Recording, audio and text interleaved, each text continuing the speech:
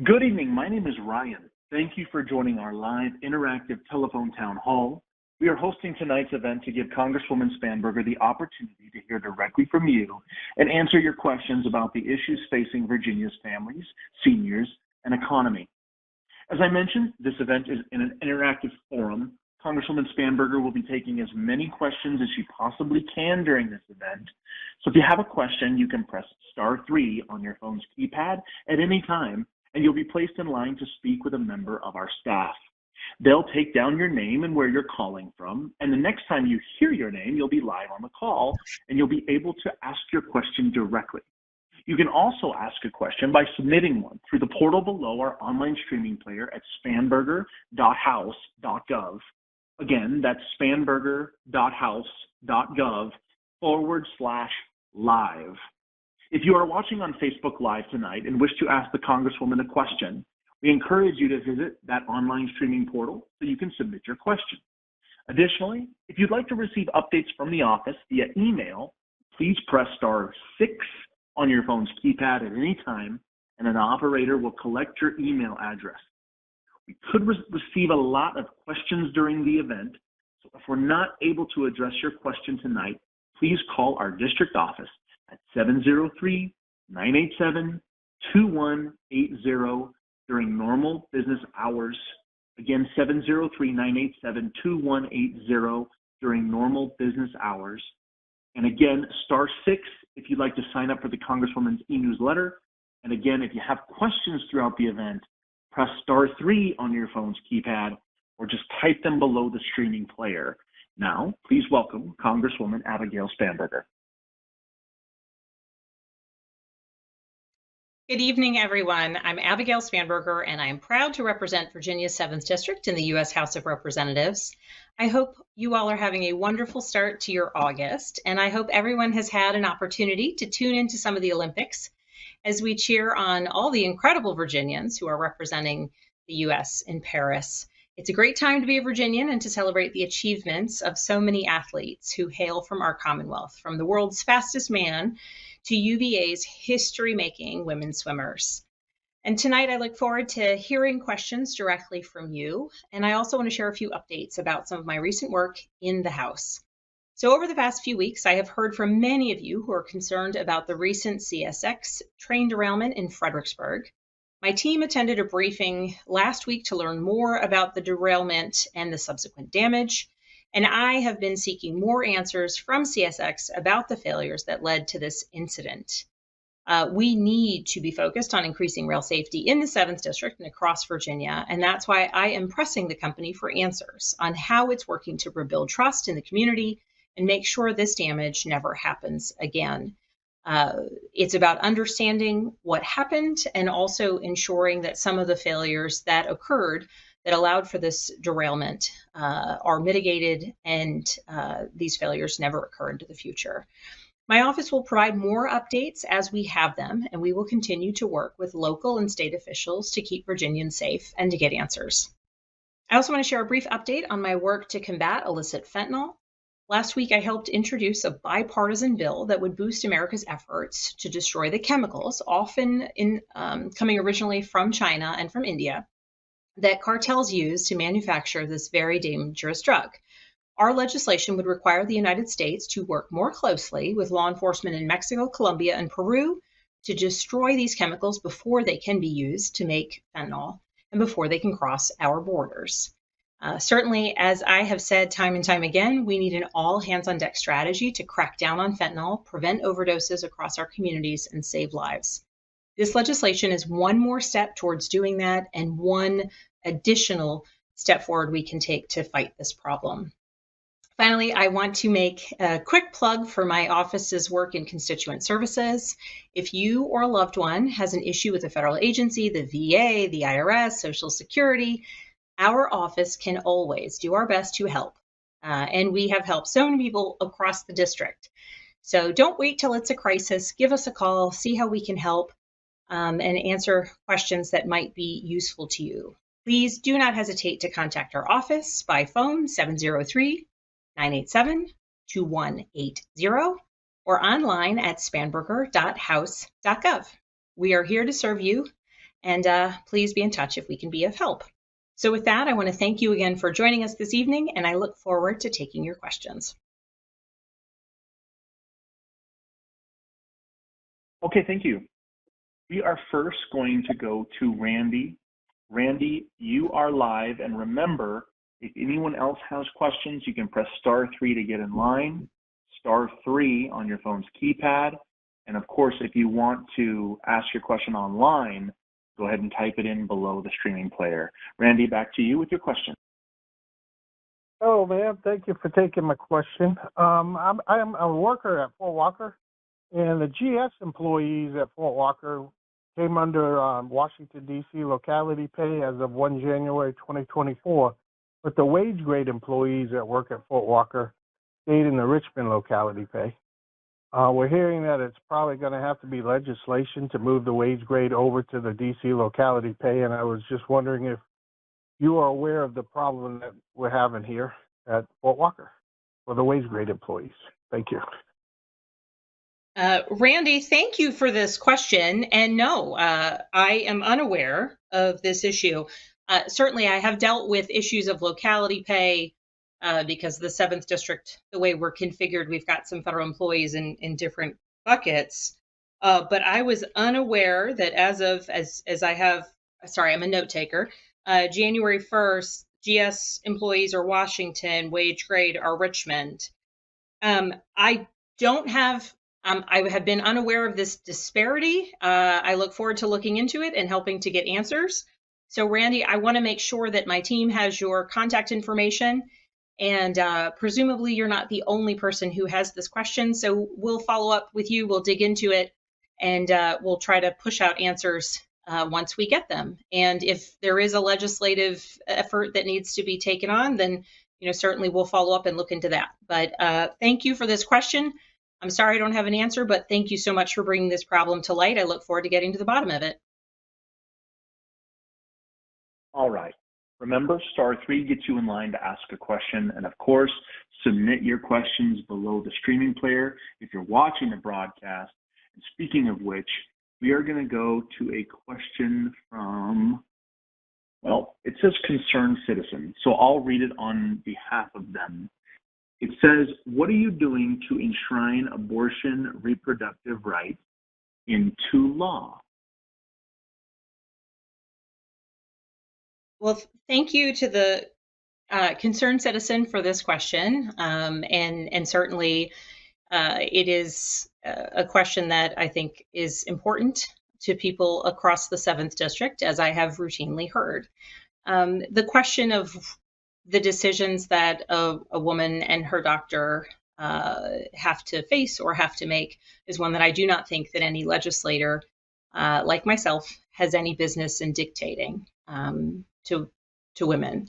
I say that as a mother. I say that as someone who has joyfully had 3 healthy pregnancies. And it's extraordinarily important that legislators not get in the way of, dictate, or mandate the choices of women and the medical needs of women in many cases. And so what I have done to work to enshrine abortion rights has been through my co-sponsorship of legislation that's it's called the Women's Health Protection Act, and it's essentially a codification of what had been for almost 50 years, the accepted understanding that under terms of privacy, that the decisions and discussions occurring between a woman and her doctor were her own. And so we voted on this bill in the past. It did not move forward in the Senate. In the past, it passed the House of Representatives when the Democratic Party was in the majority and brought that bill forward. Under the current Congress, I continue to be a co-sponsor of the bill, but the current Speaker, Speaker Johnson, is unwilling to bring it forward. This really puts the question of protecting a woman's rights and her freedoms to the states. And so at this point in time, we see catastrophic differences between states where some women are told to leave the doctor's office or the hospital when they are facing life-threatening complications to their pregnancy and to return when those complications become greater. There are women who have to travel out of state in order to get access to abortions, as we have seen the influx into Virginia, as we are the only state in the South that has not further restricted abortion rights. Certainly, there have been efforts to do so here in the Commonwealth, but those who are in leadership in the House of Delegates and State Senate have stopped those efforts. So back to the original crux of the question, at the federal level, I have co-sponsored and I support legislation, but we need a Speaker of the House willing to bring that legislation forward, and we need a Senate willing to vote and pass it and send it to the president's desk. And so that comes down to ensuring that, to the concerned citizen, if this is a top priority issue for you and to anyone else listening, certainly the key to codifying a woman's freedoms legislatively is in ensuring that enough people are willing to vote that way. Thank you for the question. Yes, thank you. And next, we are going to go to Barbara with a question about the former President Donald Trump. Barbara, you're live with us. Hi. Yes, thank you.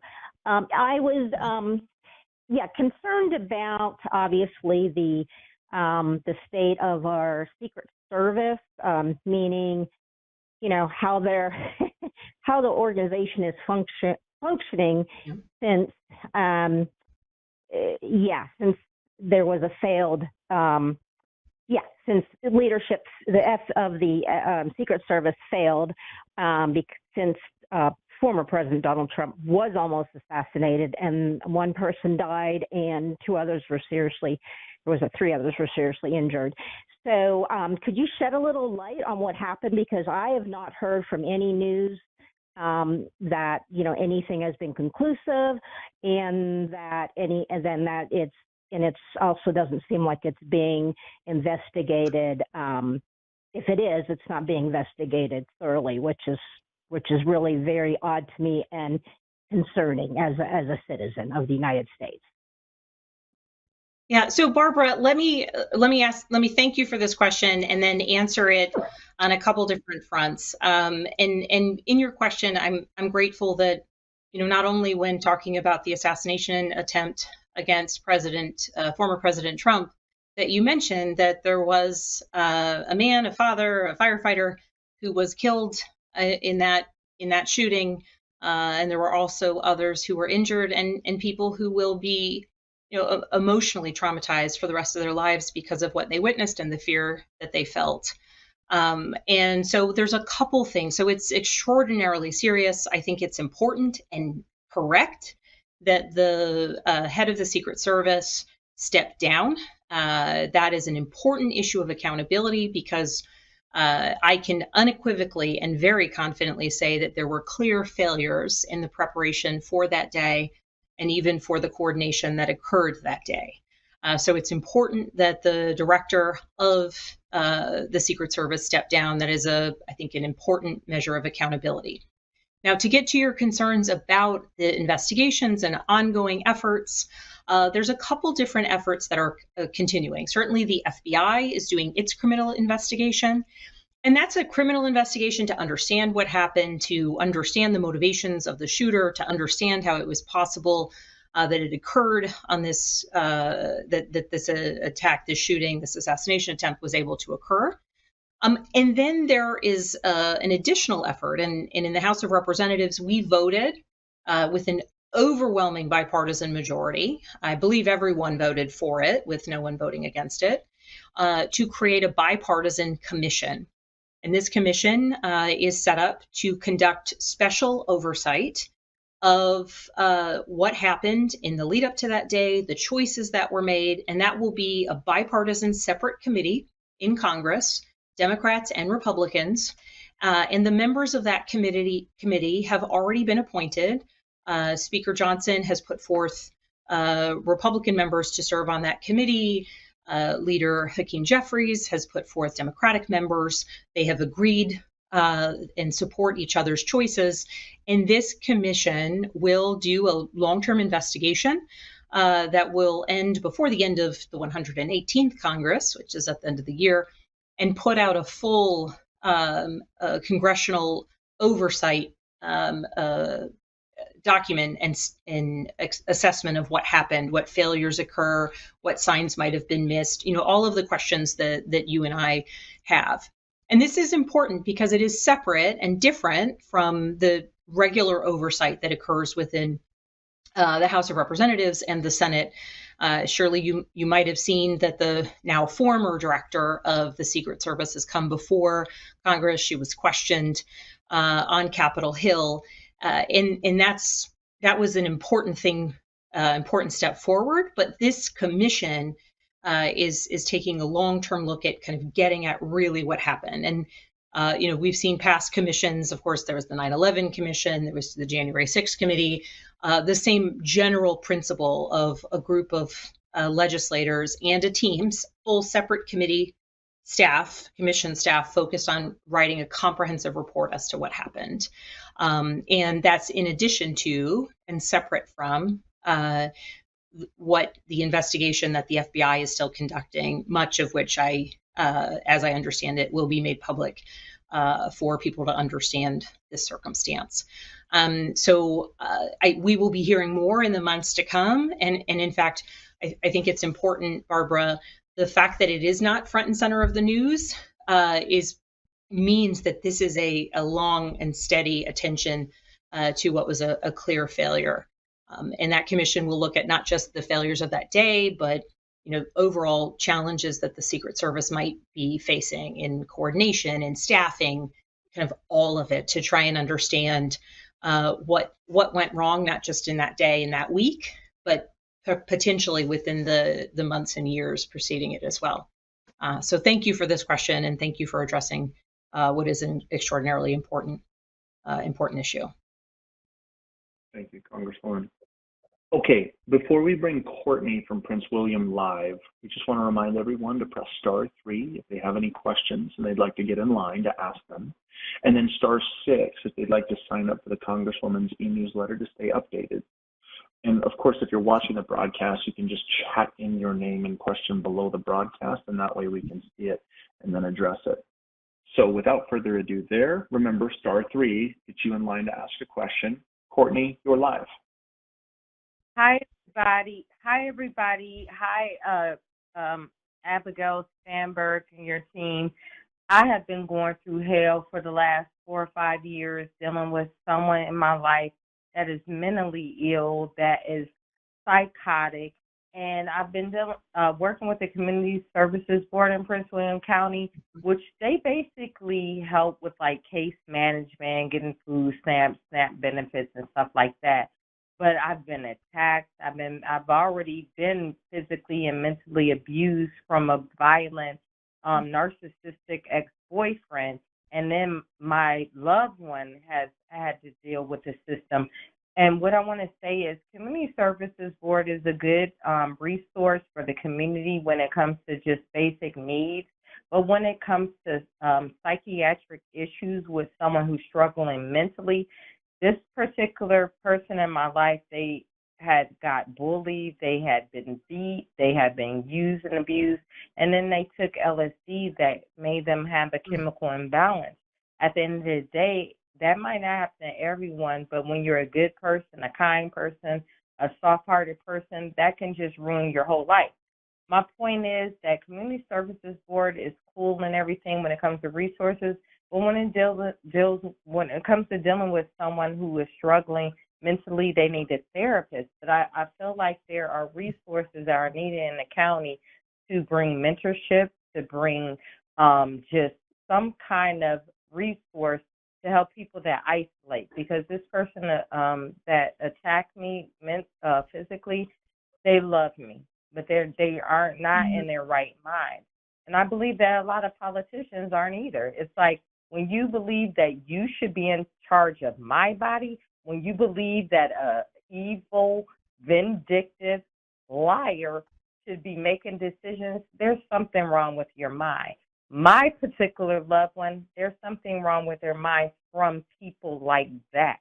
At the end of the day, Community Services Board, they go by what the psychotic, mentally ill person says. Have you ever done drugs? No, never. when the psychotic person is lying.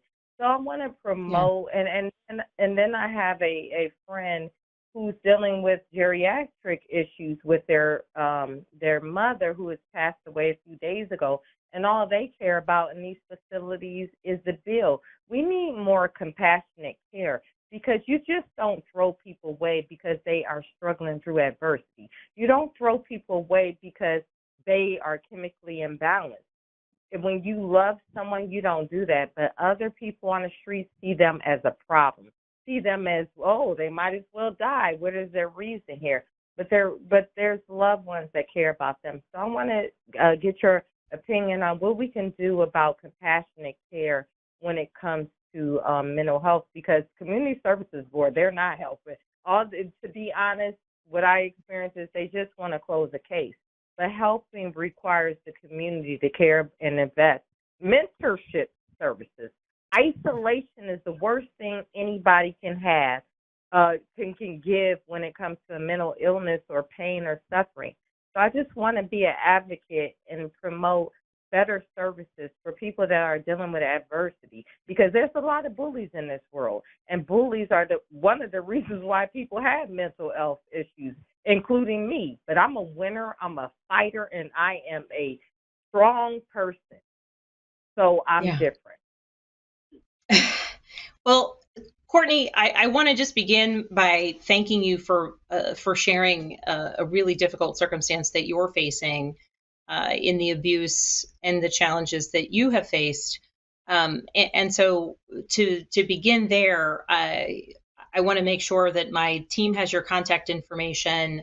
I want to ensure that you are getting access to the services that might be helpful or supportive to you, that we might be able to determine if there are additional services that this loved one who is also causing you pain might be eligible for.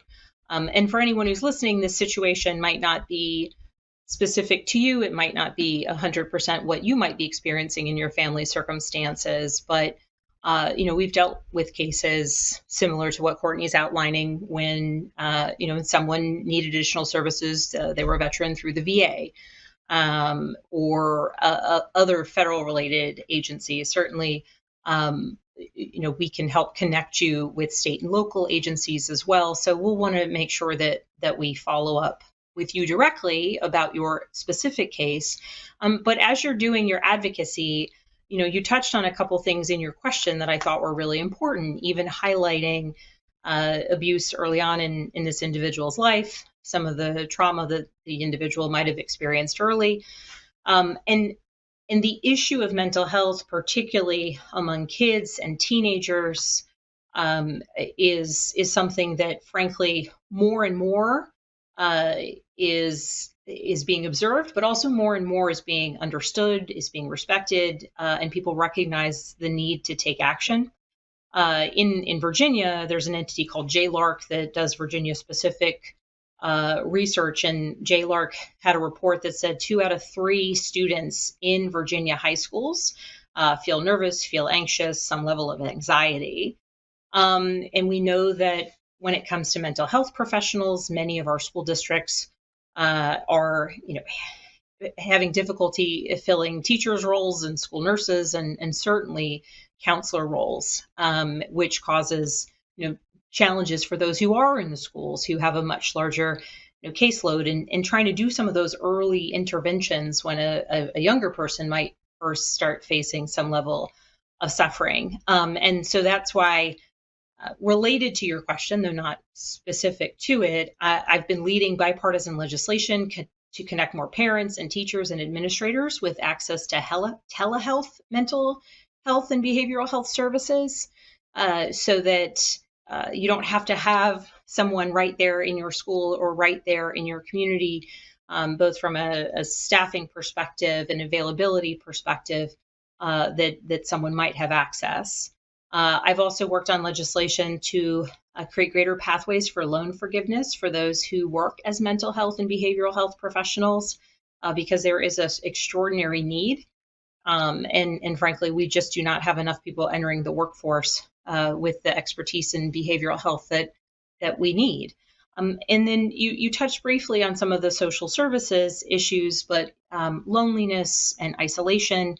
When it comes to behavioral health and mental health challenges, we also see that housing affordability, housing attainment, the ability to hold down a job for someone who is suffering from mental illness or behavioral health challenges can become further complicated and really create that difficult spiral. So there's a variety of legislative efforts that I have been at the federal level involved in supporting programs on the ground through federal grant programs to support programs, intervention programs, and the like, and including food security programs for those who are impacted by behavioral health challenges. But separate, Courtney, back to you. I appreciate your empathy and your kindness towards the loved one you mentioned, but I also want to make sure that you're getting the resources and the support that you need to ensure that you are not in a circumstance of abuse. So we'll follow up specific to you and specific to your family member or loved one. But please know that we are working aggressively in this area from a legislative perspective, just understanding the dire need on the ground. Thank you for the question, and thank you for sharing. Yes, and to everyone on the call, just a reminder, the forum is interactive, and we'd love to hear your questions. We appreciate them so far, but we're about halfway through the event, so we still have some time for some more. So if you have a question, you can press *3 on your keypad, and then a member of Congresswoman Spanberger's staff will collect your questions. You can also ask a question by submitting one through the portal below the streaming player at spanberger.house.gov/live.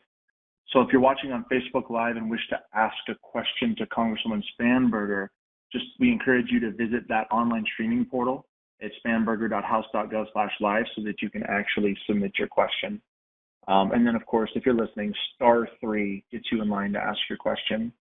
All right, we're going to bring Gigi out of Culpeper live. Gigi, you are live with us. Go ahead with your question. Good evening, Congresswoman Spanberger. I hope you're doing well, and good to talk to you again and hear your town hall again. I have a question. I'm not quite sure if this particular question is delegated to you specifically, but I know that recently, not that long ago, you visited us here in Culpeper right before I moved, and you spoke with the Chamber of Commerce. What I was wanting to know is, either as Congresswoman or Governor, do you know of any developmental plans that are supposed to take place in the Culpeper area, whether it's regarding commercial development or data centers or anything for more modern development within the county? So I'll just give a kind of a broad brush response. I want to thank the people of Culpeper. Now, Gigi, did you recently move to Culpeper or away from Culpeper? Oh, maybe we lost her already. She's back in listen-only mode. Yeah. Oh, sorry about that. I think from the question, move to Culpeper. So, Culpeper has been a county that has always welcomed me. It has an incredible assortment of small businesses, and I have spent time in Culpeper on many occasions touring small businesses, everything from how Culpeper became very, very agile during some of the closures under the pandemic, to how, some of the really interesting things that Culpeper continues to do to attract business. I've brought federal officials to Culpeper, from Small Business Administration to USDA, because of some of the interesting things that the county's doing. And also because if we are going to continue attracting businesses, but also importantly, supporting small businesses that are growing up in communities across the 7th District, broadband access is extraordinarily important.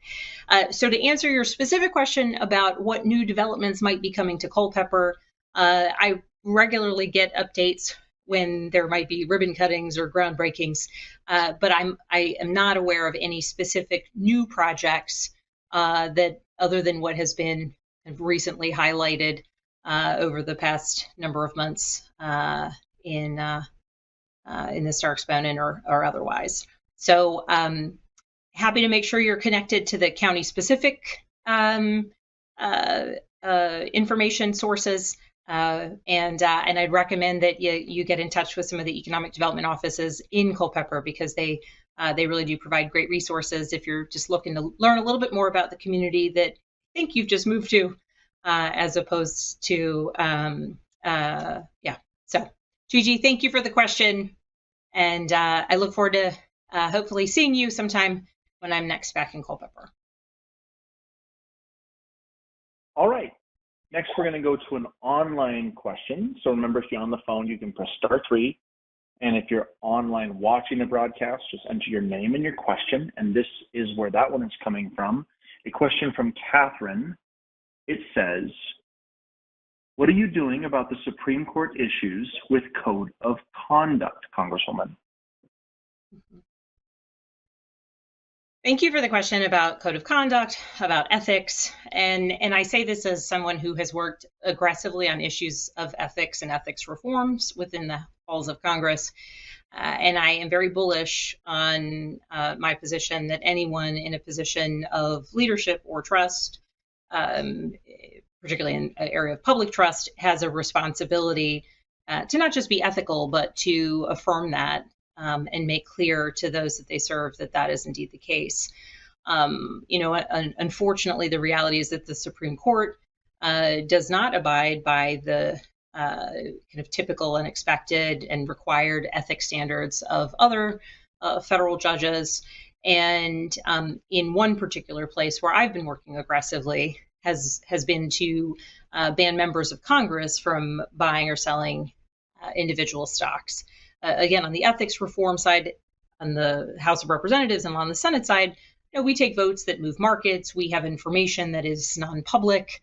And so while not explicitly, potentially, the case that we might have really valuable information that could impact choices people make or the trades and the stocks they may buy, the reality is that even the perception of impropriety, even the perception that legislators might be able to make decisions based on their own pocketbooks is a perception that I think erodes trust.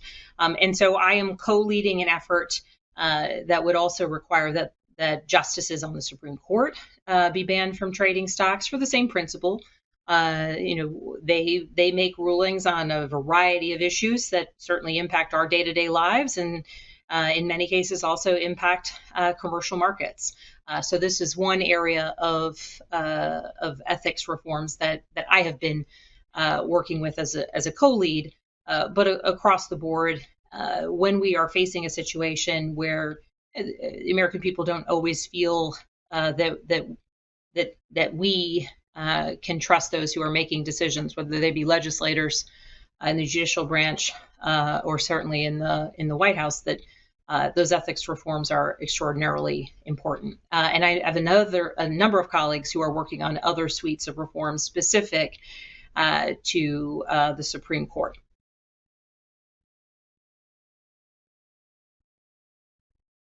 Okay, thank you. All right, remember, *3 gets you in line to ask a question. And next we're going to go to Mark at Stratford. Question about fentanyl. Mark, you are live. Go ahead with your question. Thank you for taking my call. Congressman, thank you for this session. I want to ask that I personally believe that as much as we are trying to crack down fentanyl that comes in from other countries, I believe that there are people who have labs in their homes and they are producing fentanyl onto the market in the United States here. And we shouldn't lose sight of that fact that is happening. And what are we doing about this? Because it's going on. I have no idea, but I believe that people are doing it. Just as people manufacture ghost guns in their homes and stuff like that, And just as years back, we were thinking that when we talk about terrorists, we're talking about ISIS and Al-Qaeda far away. There are terrorists right here in our neighborhoods. And so the same thing is happening. People are manufacturing fentanyl in our neighborhoods, and they are pumping them onto the market. And so what are we doing about it? Thank you. Thank you, Mark. Thank you for this question. And I think you raise an important point, which is it's not just the challenge or the problem of fentanyl crossing into the United States. It is what happens when it's here, and it is also what is happening here. So, Mark, I'm going to make a variety of points, but first, I want to just revisit. Before I was ever in Congress, I was a CIA case officer, and I spent some time tracking drug trafficking organizations throughout Central and South America. And before that, I was a federal agent, and I worked narcotics and money laundering cases. And so the issue of drugs and precursor materials coming into the United States is one that I have focused on. And the issue of drugs once they are here in the United States is also, prior to my time in Congress, an issue that I have worked on. So I want to begin by just thanking, all those who have a hand in trying to keep communities safe, our local law enforcement, our first responders who so often are the ones who are the first on the scene when there is a suspected fentanyl overdose, recovery professionals who are trying to support those in facing a substance use disorder, because it really is an all hands on deck strategy, those at the border working interdictions. And so a couple things. So Mark talked about the issue of fentanyl being manufactured here in the United States, and it not just being the what's coming in question. And he's very, very right. So in some cases, it is precursor materials that are coming into the United States. In some cases, it is fentanyl that will ultimately be used to lace something else. And so tracking and knowing where those precursor materials are, whether they are ultimately being used for the manufacturing of fentanyl in Mexico or anywhere else in the United States, is extraordinarily important. And then once that fentanyl is in the United States, in either of those scenarios, being able to detect where it might be and being able to go after those who are not just manufacturing the fentanyl or bringing it into the United States, but then lacing other types of drugs with it. And tragically, we just about anything and everything has been within the drug market has been laced with fentanyl, cocaine, at times marijuana. But a particularly clear challenge for law enforcement is the use of illegal pill presses to make fentanyl-laced counterfeit pharmaceutical drugs.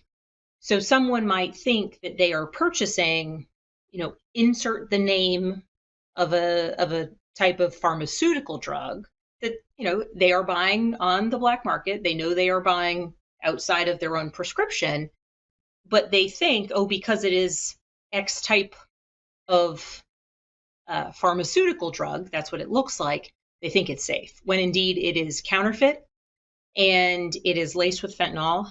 And for tragically far too many people, it has been fatal. So I co-lead a bill called the CAST Act that would go after those who even have the possession of an illegal pill press. There is no reason to possess a pill press that allows one to manufacture fake pharmaceutical drugs unless someone is doing something illicit like creating fake pharmaceutical drugs.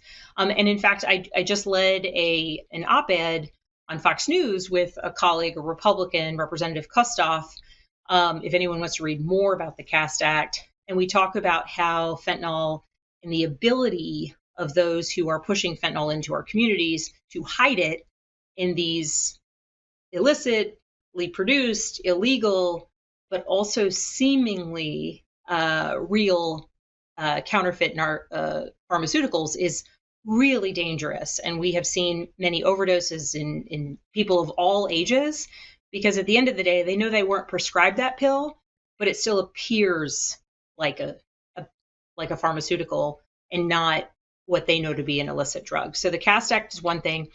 The POWER Act is another bill that I have worked on.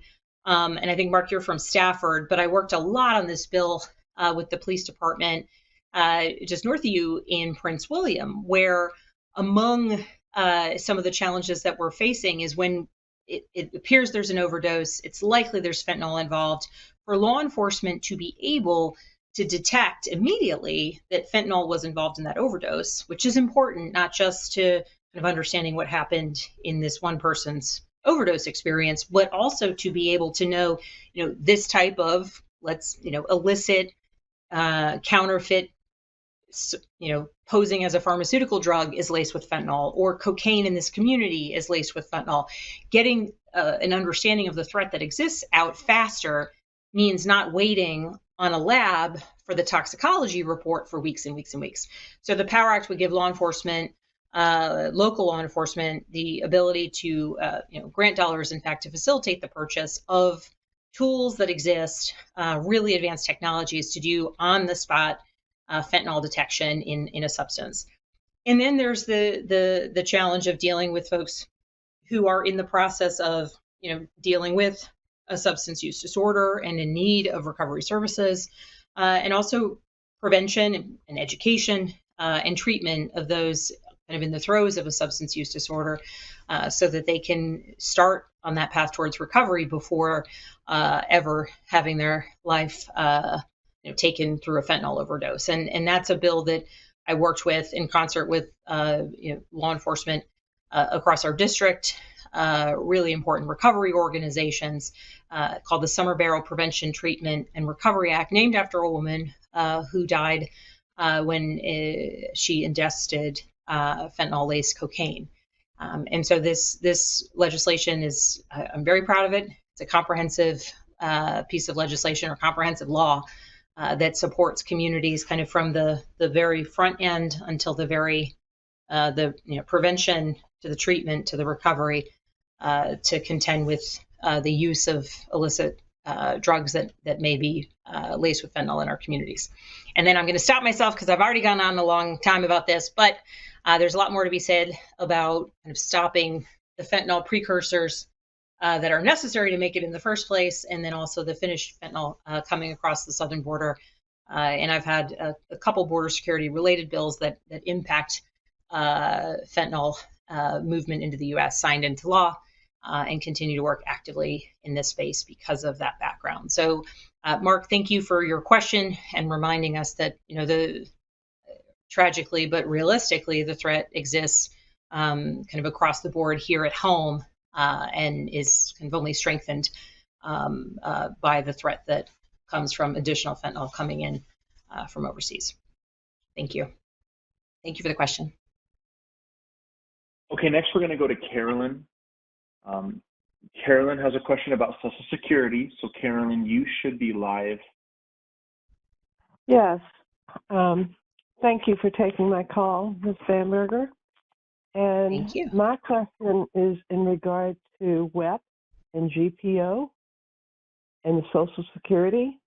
I saw your email where you said that there was thought that y'all would do something different to get it out of committee and onto the House floor. But I don't understand why it's been in committee for years and why even now there is still this holdup when they finally have enough sponsors. So I'm going to begin, Karen, by saying I don't understand either, but I have worked really hard to try and understand why it has taken us decades to fix a problem. And for those who don't know what Karen is mentioning, and if you do frequently join our town halls, you have presumably heard me talk about this before. There are two provisions in Social Security added in the 70s called the Windfall Elimination Provision and the Government Pension Offset. These are two provisions under current law that reduce the earned benefits So that means, brass tacks, the Social Security checks that certain retirees are receiving. Those certain retirees are many federal employees and retired public servants, predominantly retired police officers, retired firefighters, retired teachers, in some cases, retired state employees. And the impact is enormous. For some people, it reduces the monthly Social Security check that they receive by hundreds of dollars. And these are dollars that an individual has paid into Social Security, and that if they had pursued a career elsewhere, outside of those public sector jobs, that they would be receiving. And so the bill is called the Social Security Fairness Act because this is an issue of the utmost kind of level of unfairness in the way that Social Security earned benefits are paid out. So that's a little bit, Karen, I presume you knew all of that, but I just wanted to make sure other people were understanding or tracking this issue. Now, we have, my entire time in Congress, I have co-led an effort to just repeal these two provisions. Repeal it, we fix the problem. And we have worked aggressively to get a strong bipartisan coalition, not just of people who say they support it, but of people who are willing to put their name on our legislation as a co-sponsor. And so we currently have in the House of Representatives, out of 435 voting members, we have more than 320 co-sponsors. You need 218 to pass a bill, 320 co-sponsors, more than 100, more than we need to pass it. In the Senate, we just got to 62 co-sponsors. You need 51 to pass something, but you need 60 to get past the filibuster. So we have enough co-sponsors, not just people who say they're willing to vote for it, but co-sponsors. So this gets to my update recently saying that we are taking aggressive actions. So this is absurd, in my opinion, that we have not yet gotten this bill out of committee. It's been a point of contention. I'll give my appreciation to my Republican counterpart, Garrett Graves, who has tried to work with the Republican chair of Ways and Means, tried to move forward with getting this bill moved out of committee. They put forth a counter proposal, they being the committee, which just instead of having your benefits reduced by 400, it might reduce them by 375. That to me is not a fix to this problem. A full repeal is a fix to this problem. It's a critical issue for thousands of Virginians. It's a critical issue for people from across the state. I work regularly with the Fraternal Order of Police, FOP. This is a huge priority for them. With national firefighter organizations, national teacher organizations, national federal retiree organizations, is a huge issue for them. And so what we are moving forward with now is called a discharge petition. It is a procedural effort that is often can face hurdles, but essentially it's a procedural effort where we say, okay, if the committee won't bring it, if the speaker won't bring it, right, the committee chair gets to push it through committee and potentially to the floor. The speaker and the majority leader get to choose what comes to the floor. If they won't bring it, then we will file this discharge petition and we will line up on the House floor and sign for this bill to come out. And we, in the procedural efforts of it, it takes us, you have to submit the paperwork and then wait a certain number of days, and then people can begin signing it, and then you have to wait. It's a bit of an archaic system within the House, but it is to the point where essentially once we knew we had the votes in the Senate, we decided to move forward with what is an aggressive effort. But Karen, whatever, if you are related to any of the retiree advocacy groups that work on this issue, as soon as it is eligible for signing, I'm sure you might get emails from them. As soon as it is eligible for signing, we certainly will be giving you updates. We've got a bit of a challenge with no voting days within the month of August. So that means that it pushes up to September until we can begin. that signing and then ultimately move it on the floor. But we now know we have the votes in the Senate because of those co-sponsors. And, I want to thank both of our Virginia senators who are co-sponsors and two of those 62 who we know are there to support it. So we're not done yet, but we are, it's August. We have to get this done. It's been decades. It's an issue of fairness. And as soon as we call it ripened, as soon as the petition is ready to be signed, we're going to be aggressive in this next step. Now that we know if we push it through the House, we have the votes in the Senate. And that was the key part for us in terms of why we hadn't done the discharge petition earlier. I also optimistically was hoping that if the Speaker saw the level of support it has in the House and in the Senate, he would just make a wise decision to bring it. But I'm not going to wait for that to happen. So we're going to move this pathway forward. Thank you for the question. And any additional follow-up, everyone on my team is in the weeds on this. So we're happy to answer any additional questions you all might have. All right. Next, we're going to go to Edward out of Spotsylvania. Question about the Postal Service. Edward, you should be live with us. Go ahead with your question when you're ready. All right, thank you. Thank you for taking my call, Representative Spanberger.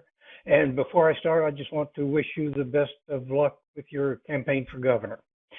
My question is about what appears to be spiraling costs of the Postal Service. The cost of first-class stamps has been going up almost exponentially, well beyond what I believe would be normal for just regular inflation.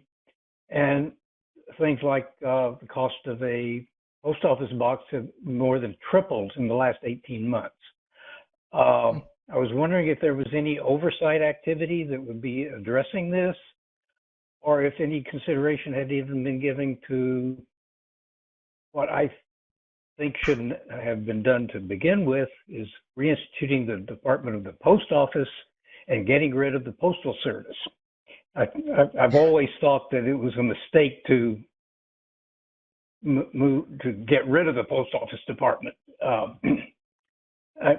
would just appreciate any comments you might have on the subject. Absolutely. And so I'm going to speak broadly about some of the challenges that you highlighted, and then also specific to Virginia, because the Virginia delegation in a bipartisan manner have been very engaged with the functions of the Postal Service here within Virginia. We've seen extraordinary delays throughout Virginia as there have been major changes made at the processing plant outside of Richmond. And so that has been a focus of us in a bipartisan manner, understanding what on earth is happening in Virginia. We met with Postmaster DeJoy 2 weeks ago now, where he walked us through the changes that are specific to Virginia, the improvement plan, the metrics that they gave. And I will say, as someone who has been very critical of Postmaster DeJoy, it has been, I did appreciate the level of detail that they provided in that meeting in terms of what it meant for the kind of overall direction of mail delivery within Virginia. And we've seen extraordinary delays. It's impacted kind of medical interventions. It's resulted in late fees for those whose bills didn't arrive on time, et cetera. So that's one bucket of concern related to the Postal Service. Now, the broader issue, P.O. Box prices, cost of first-class mail, overall decision-making within the U.S. Postal Service is separately and I think concurrently an area of extraordinary concern. And that is why I have been focused on filling the vacancies for oversight of the Postal Service. And there had been 2 vacancies on the board. And 2 weeks ago, I pushed for and questioned why President Biden hadn't yet appointed 2 individuals to fill those vacancies, and that's the entity and the entity that makes decisions about who should the Postmaster General be, overall governing decisions related to the post office. And those selections and those appointments have just been made.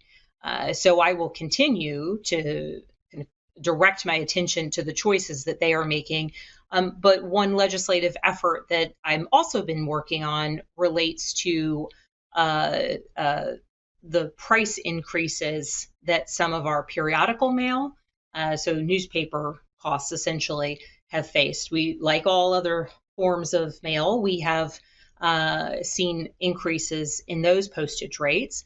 Importantly, though, that is a business transaction that is different than me putting a letter in the mail. When newspapers and when an entity, an organization is paying for that periodical mail, they are guaranteed or supposed to be guaranteed a certain delivery time because that time frame is necessary to the business that they're doing.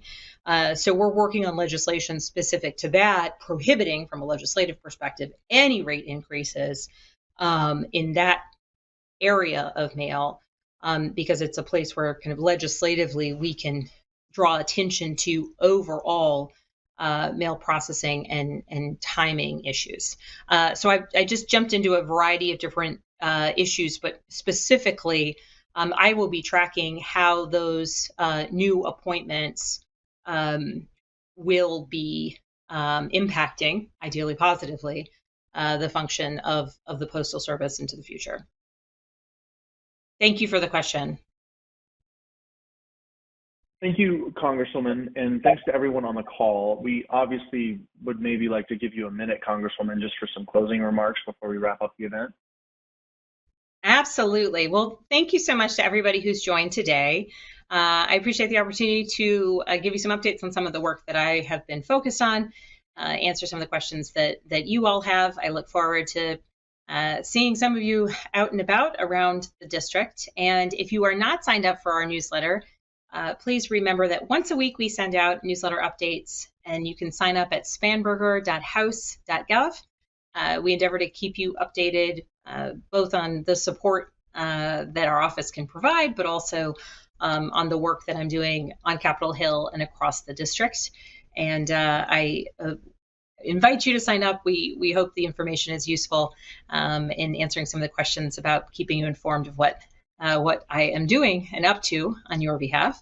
And again, anyone who has any questions related to constituent services, I welcome you to call our office or to go online, any federal agency. We can be helpful in getting you some answers, pushing your case forward. We can't solve every problem, but we have been very, very successful in helping people get answers to their questions, getting their cases closed, getting their Social Security cases closed and settled. We've run down some late tax refunds, you name it, we've been supportive. So if you or a loved one or a neighbor are having a challenge, please be in touch. And just thank you for the opportunity to serve you as your representative, and thank you for joining this evening. And I wish you all a wonderful rest of your week. It's nice to join on a Monday. Wonderful rest of your week. And we're ending this just in time to go back to the Olympics coverage and see a couple more Virginians win big. So thank you so very much, and have a lovely evening. Stay safe.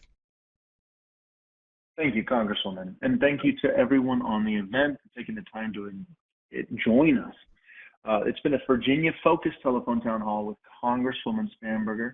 We appreciate the opportunity to answer the questions you had, but if you weren't able to ask your question, you can call the district office at 703-987-2180 during normal business hours, or go to spanberger.house.gov. Thank you again. Stay safe and have a wonderful rest of the week.